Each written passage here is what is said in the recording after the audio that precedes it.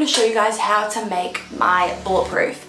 People always ask me on Instagram. It's a dairy-free bulletproof recipe. It can be made vegan.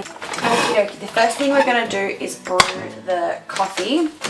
So I use decaf coffee, especially after this stressful work scenario. I don't need any more stress in my system or cortisol. So pop some decaf coffee in.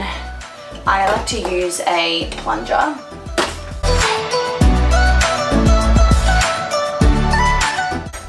So here's the trick to make the best bulletproof.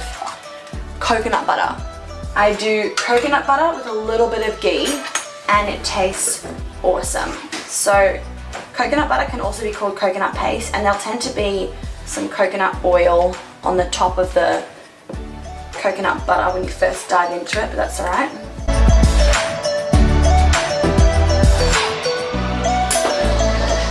And I'm adding some grass-fed ghee in there. I'm just doing about half a teaspoon. To make it really frothy, I add collagen.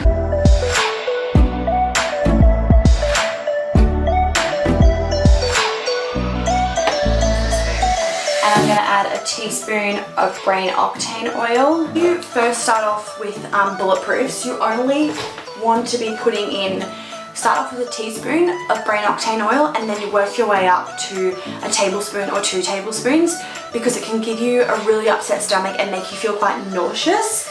And if I accidentally put in too much brain octane oil, I will feel nauseous.